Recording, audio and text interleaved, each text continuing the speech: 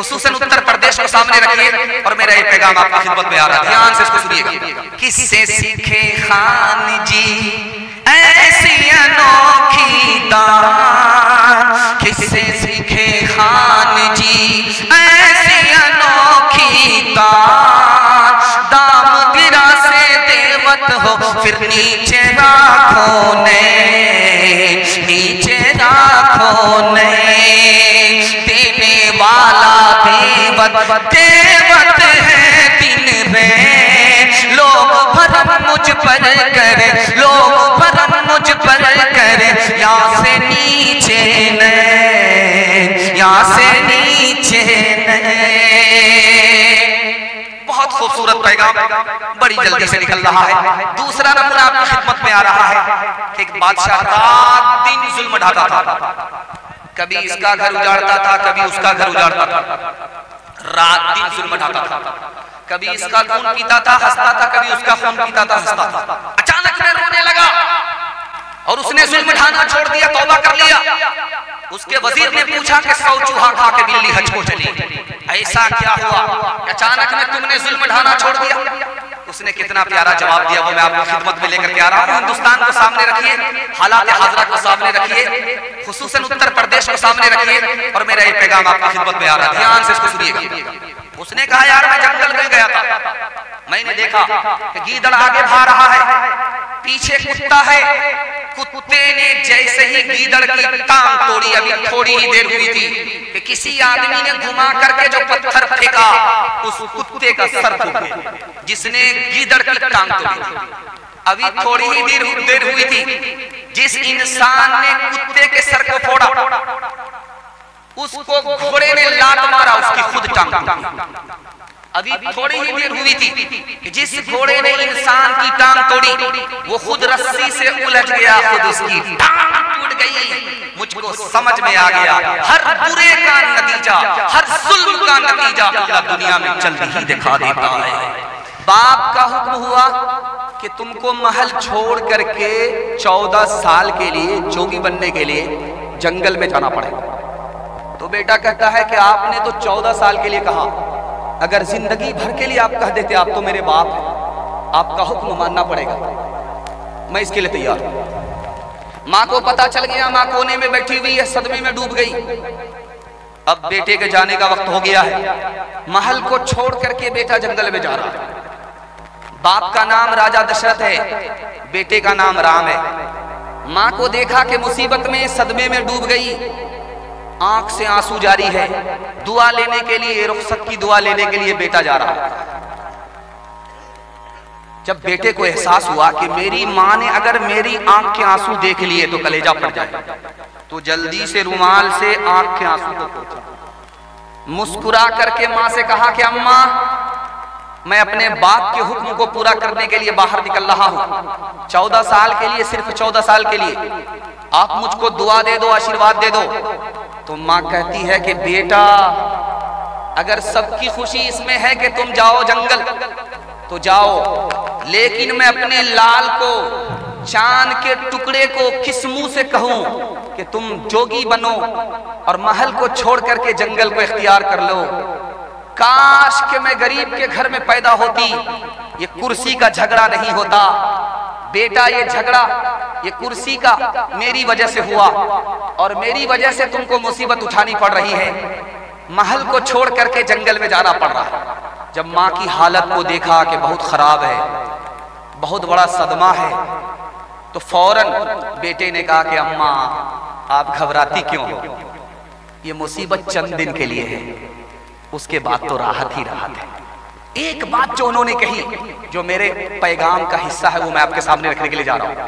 कहा कि अम्मा घर में जो फूल होता है उस पर माली पानी डालता है, उसकी हिफाजत करता है। जब पतझड़ का मौसम होता है वो फूल मुरझा जाता है तो माली को भी मायूसी होती है, वो गम में डूब जाता है। लेकिन अम्मा आपने उस फूल को नहीं देखा जो जंगल में होता है, आपने उस फूल को नहीं देखा जो पहाड़ में होता है, उसका कोई देखने भालने वाला नहीं होता, वो खुदा की मेहरबानी पर खड़ा हुआ होता है। मुझे खुदा के भरोसे जंगल भेज दो, खुदा हम पर मेहरबान हुआ, वो जंगल को माँ की गोद से बढ़कर बना देगा। अपनी निगाह है कार साज पर सहरा चमन बनेगा वो है मेहरबान। जंगल हो या पहाड़ सफर हो के हो हजर रहता नहीं वो हाल से बंदे के बेखबर। उसका करम शरीक अगर है तो हम नहीं, दामाने दस्त दामने मादर से कम नहीं, दामाने दस्त दामने मादर से कम नहीं। सीरत के हवाले से 3 मिनट का पैगाम आपकी खिदमत में आ रहा है। आपकी तसल्ली के लिए मैं इतना कहना चाहता हूं कि 2-3 पैगाम सिर्फ बाकी रह गए। 15 मिनट का पैगाम मेरे हिस्से का रह गया है। आप लोग सुनने के लिए तैयार हैं? जोश के साथ हाथ उठा दीजिए। बुझ नहीं सकता किसी से सुन लो कुरआन का चराग, बुझ नहीं सकता किसी से सुन लो कुरआन का चराग, बुझ नहीं सकता किसी से सुन लो कुरआन का चराग। आंधियों तुम आज़मा लो सामने मैदान है, आंधियों तुम आज़मा लो सामने मैदान है। आखिरी पैगाम बहुत खूबसूरत, बड़े अच्छे माहौल में ये जलसा आप लोग सुन रहे हैं। अल्लाह हमारे सुनाने को, आपके सुनने को बेहद कबूल फरमाए।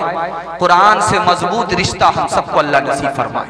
ध्यान से सुनिएगा, फिक्र आखिरत के हवाले से 2-3 मिसाल पैगाम खत्म कर रहा हूं, ध्यान से सुनिएगा।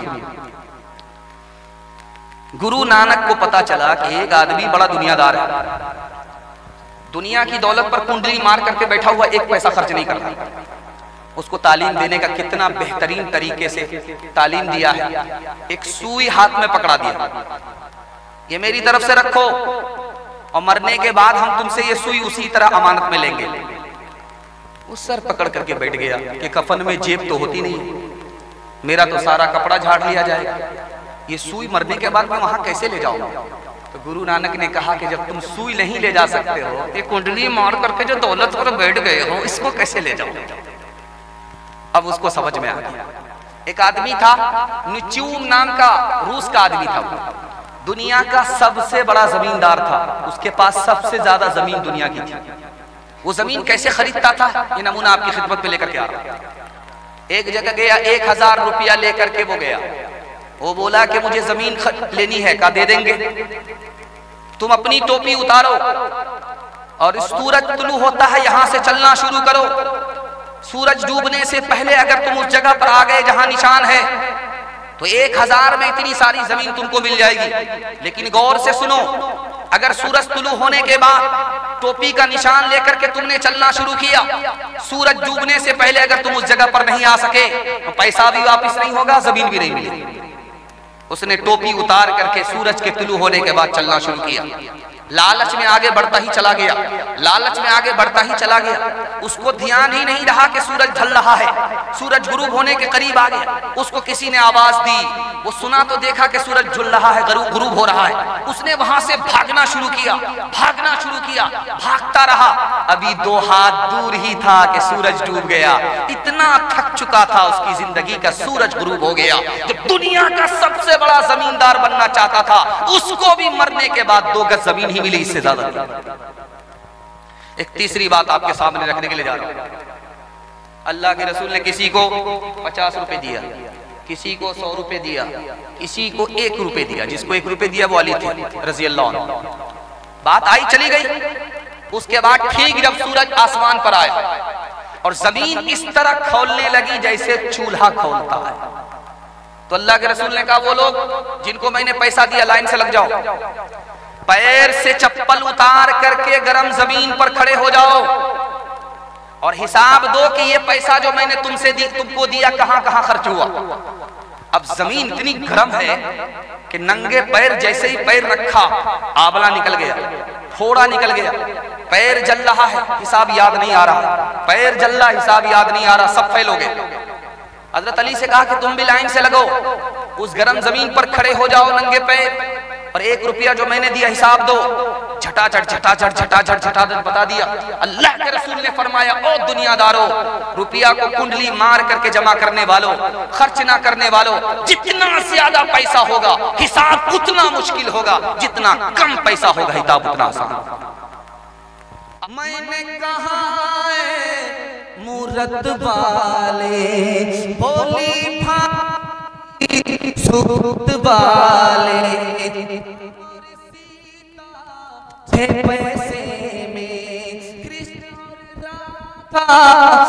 पैसे में लक्ष्मण सस्ता, शिव जी सस्ता, रावण क्यों है इतना महंगा, बोला उसकी मांग बड़ी है, घर घर मूरत यही पड़ी है, सीताराम का गया जमाना, सच को दुनिया ने ना माना, सीताराम का गया जमाना, सच को ने ना माना, रावण का है राज जगत में, हर कोई है मोहताज जगत में, पाप की नैया तैर रही है, साच की कश्ती डूब रही है, इंसानों के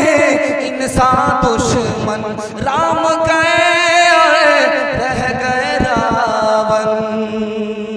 आखिरी पैगाम खुदा की मेहरबानी के हवाले से आपकी खिदमत में लेकर के आ रहा हूं, सुनने के लिए तैयार है? दोनों हाथ उठाइए इंशाअल्लाह।